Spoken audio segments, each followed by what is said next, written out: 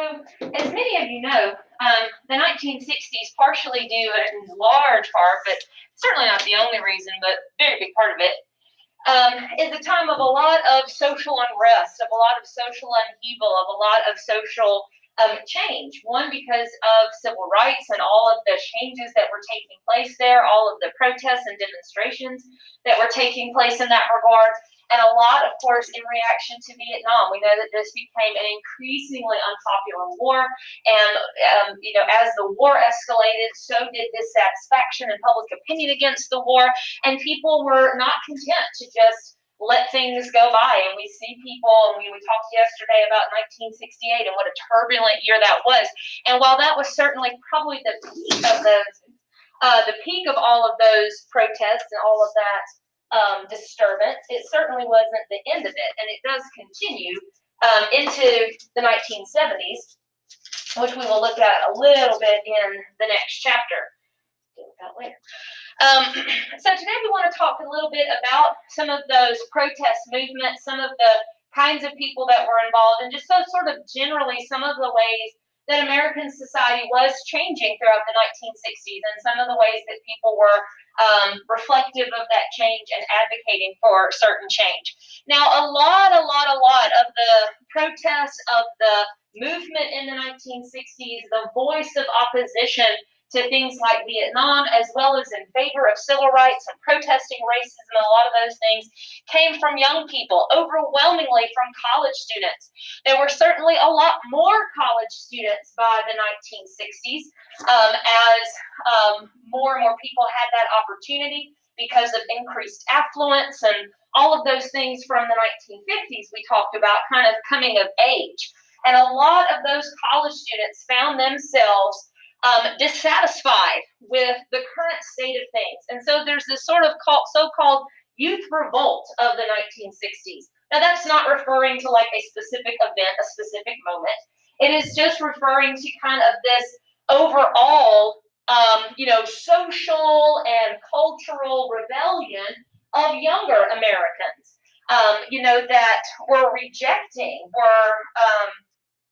challenging authority and challenging cultural norms, challenging what was considered to be, appropriate behavior, what's supposed to be, the way you're supposed to live, what you're supposed to believe, what you're supposed to think, how you're supposed to dress, what was kind of the perception and the values and such in that regard that were pushed by the whole 1950s generation. Family unity, what were you supposed to do? Work, get married, have kids. Work, get married, have kids. Conform. Don't be different. Don't be an individual. Don't think outside of the box. Look like everybody else. Do certain things. Clean cut, straight and narrow, all that sort of stuff. And young people of the 1960s, as well as protesting Vietnam and protesting racism and corporate America and some of those things, they were very much just wanting to express themselves in a different way. They were rejecting that conformity. They were rejecting normal standards. They wanted to look different, act different, and they are challenging those social norms and challenging authority in a lot of ways and becoming much more politically active and becoming politically active in a different way, not by just let's all go vote and run for office, but let's take to the streets. Let's go, and in some cases getting quite violent with that. That's an extreme example, and it's certainly a minority example. But they were getting much more organized politically to protest the kind of things that they disagreed with. And again, this is incredibly noticeable on college campuses. That's why we call it student activism. So college campuses were a real hotspot, a real centralized location all over the country, some more than others, but all over the country, student groups organizing different organizations or chapters of some of these organizations that we're going to talk about to protest some of the big things that they were opposed to. Now, probably the most pronounced and certainly the most radical of these student movements was called the Free Speech Movement, which started at the University of California, Berkeley. And UC Berkeley tends to be the most radical of all student movements and student protest organizations. And it was a reaction at first, this whole free speech movement, because as these students started to try to speak out against things that they disagreed with, against Vietnam, against, in their case, some of the policies of their university, rejecting dress codes at the university, rejecting some of the way that faculty was hired, rejecting some of the dorm regulations, wanting to be more free. When they would protest a lot of this stuff and have demonstrations, the school banned it. The school said you can't have demonstrations anymore, and they wouldn't let them meet to form committees and hold protests or anything like that. So in response to that, they react with this free speech movement. So they were wanting to express themselves and wanting to have that ability to protest in a way that they thought was fit.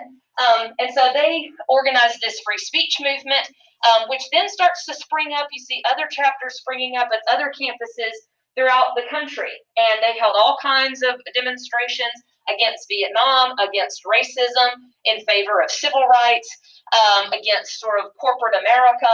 These were all people that felt like, and certainly by the 1960s, this whole myth that America was equal and that everybody was the same and we're the most affluent country in the world.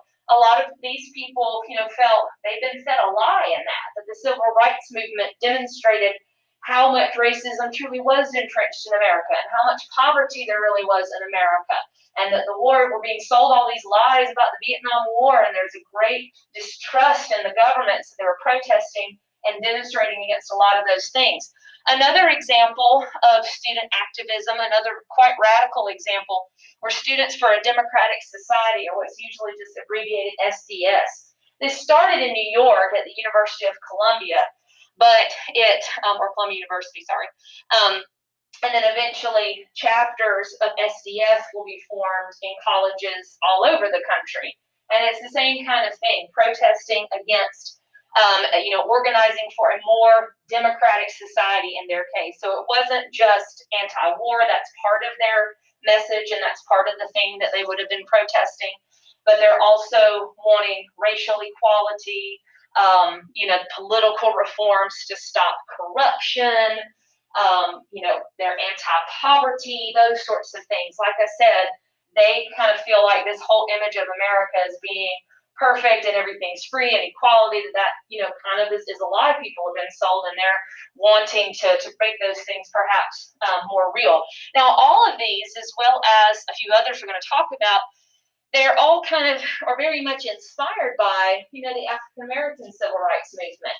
Not only did that movement expose a lot of problems in the country, but a lot of them are inspired by that form of protest. Although many of these movements, particularly Students for a Democratic Society, eventually can get quite radical. They become quite radicalized as the 60s go on and eventually start fragmenting. Some of them become quite violent. There's a sect that breaks off of that SDS that basically becomes like a terrorist group. So they do become, some of them, quite violent in the end. And that leads to a lot of them becoming not very credible, or discredits them because they start out with this sort of moral high ground.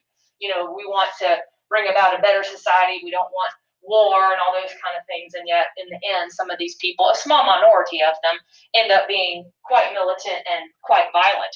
Now, again, they were protesting a lot of things, but particularly the war in Vietnam is a big thing that unified, and that a lot of these protest groups had in common was their opposition to the war in Vietnam, which they saw as imperialism.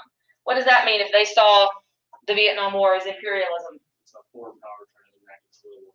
Yeah, that we're just trying to take over. We have no business being there. Is their criticism of it. And remember also the Vietnam War, living room war. They're seeing on TV, graphic images. They're saying we're just going in and killing innocent people. We have no business doing that. Innocent lives on both sides are being lost because of, and again, accusing the government of all kinds of misinformation and lying about it and all this sort of stuff. A lot of them also were very, very, very opposed to the draft. We know that a draft, selective service, is always a controversial thing, and probably no more so than it ever was in Vietnam. Because so many of the deployments to Vietnam were due to the draft.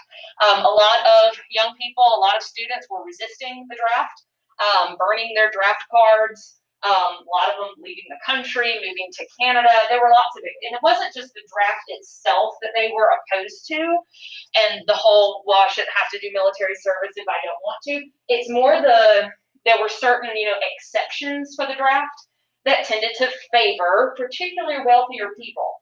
For example, college students, you could avoid the draft if you were in college. Well, what kind of people typically are more likely to be in college? People that are wealthier and have money. So it still becomes kind of an argument that this is like a poor man's fight and that people of lower income don't have the ability to get out of military service the same way that people with money do. So a lot of it is about opposition to the draft, and that, as well as tactics in the war and misinformation about the war and all of that, becomes one of the really controversial things about Vietnam itself was the draft. Now, these are kind of some of the ways that these younger people expressed themselves in a political way, but there were also plenty of ways in that people expressed that difference and rejected the norm and created a kind of a whole new style of their own, is embracing what became known as the counterculture throughout the 1960s. And I'm sure many of you have heard of and are familiar with the counterculture. Because part of this youth revolt was also a rejection of, or an embracing of rather, more fun, doing more things that they wanted to do in a very, very different way that would have been considered socially acceptable beforehand. So the counterculture, was this new set of values, this new lifestyle, rejecting conformity, rejecting the traditional values of the 1950s, look like everybody else and all that. These were, people embracing wearing their hair long, growing beards, wearing bright colors and beads and all these sorts of things. Definitely embracement of drug use, of psychedelic drugs, hallucinogenic drugs, recreational drugs, marijuana, LSD, embracing that as part of their lifestyle. Many of them embracing communal living, living amongst each other, embracing kind of rejecting consumerism is a lot of it, that America had become too obsessed with material things, of having the nice home and having all the nice furniture and having the nice little manicured lawn. They're rejecting a lot of that in favor of communal living, free love. They embrace sometimes, mystical philosophies, Eastern philosophies and religion about living harmoniously and all of that. And what, of course, do we call people that embrace this counterculture? Of course, these are the hippies. So hippies of the 1960s, which we all have those iconic images in our mind of people with the peace signs and the flowers and the beads and again the long hair and all of those things. Those are the folks that were embracing this counterculture. So much different attitudes about drug use, about music, embracing, different kinds of music, folk music, much different attitudes about sexual behavior and far more embracing of casual sex and those kinds of things, which was very shocking and appalling, of course, to, the mainstream kind of culture. Just a little brain break for a second. Let's watch this little quick video here on hippies, if I can get it to work.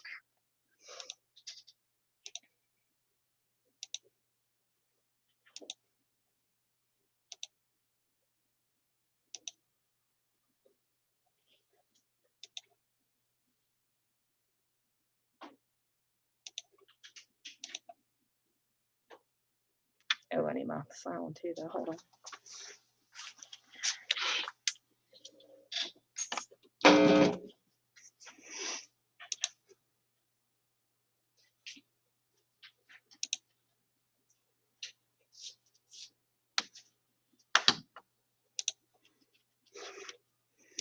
Well, this is getting on my nerves. Let me just do it like this.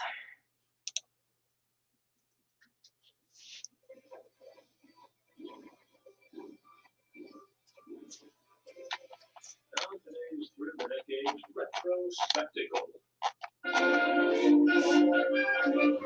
The 1950s were a decade of rigid social conformity.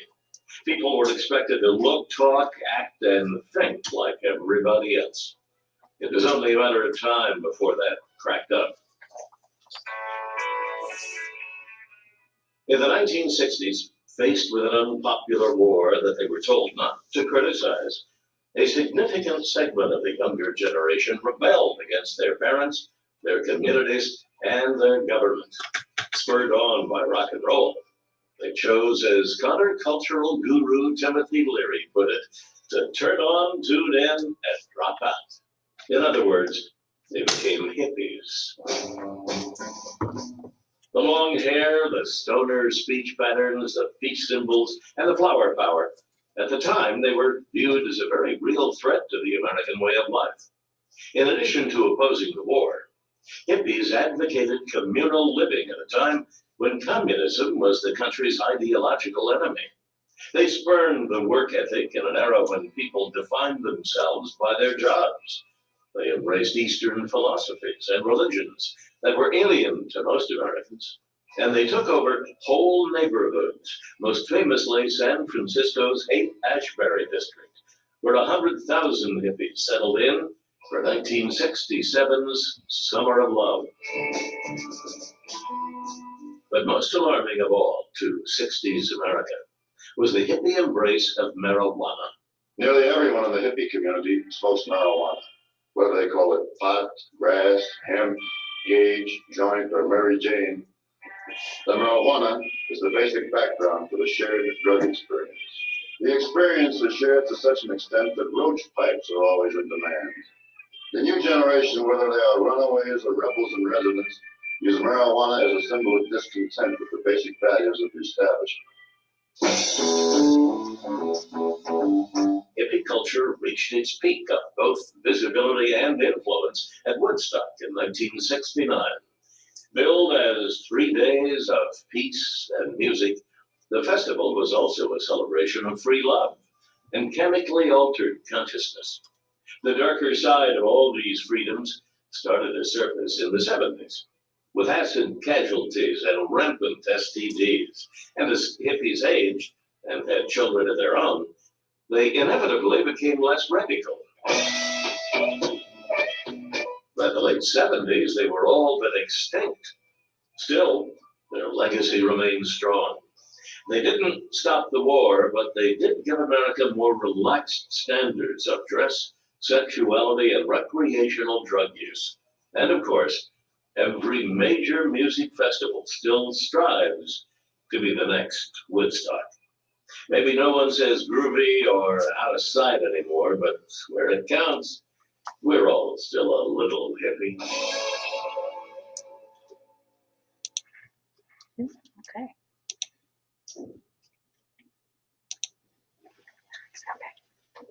All right.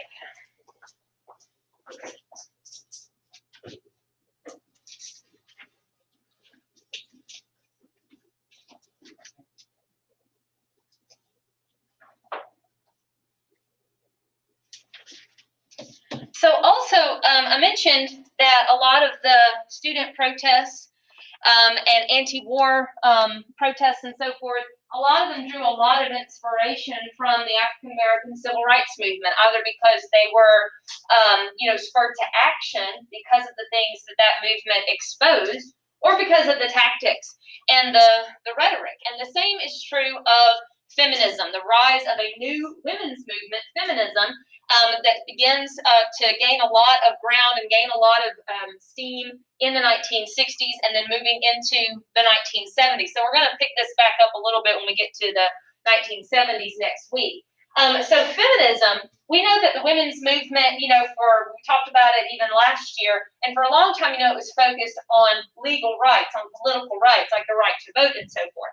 And then once women get the right to vote in the 1920s, we see, women's rights sort of not really come back as part of a big part of the national conversation until really about the 1960s, when it comes back really with full force, but it takes on a much different tone because, again, its focus is really no longer political rights, but empowerment really of a different kind.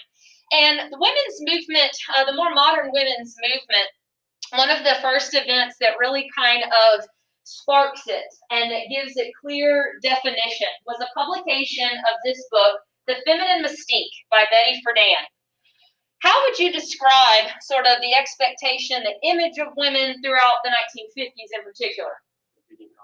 Being the housewife, looking perfect, And the idea that that was, and that really wasn't new to the 1950s, it's just very much glorified and, new mediums like television and such. But that whole idea that women should be in the home and that women's jobs were to raise a healthy family, to be, providing for her husband, providing a comfortable home, raising the children, that goes way back even to the 19th century. In Betty Friedan's Feminine Mystique, she exposed, surprise, surprise, that a lot of women were not happy with that. That the majority of women were miserable as housewives. That they found that unfulfilling. That they found it dull. That they found themselves, wanting more. Not that they didn't love their family or love their children, but they wanted more out of life. And it argues the whole idea of the mystique, was that this image of the perfect woman being happy as a homemaker, smiling in her apron and making this huge meal for her family, that was a myth, that was a lie that women were being sold, that you have to be like this and this is what's going to make you happy, when for many women it simply was not.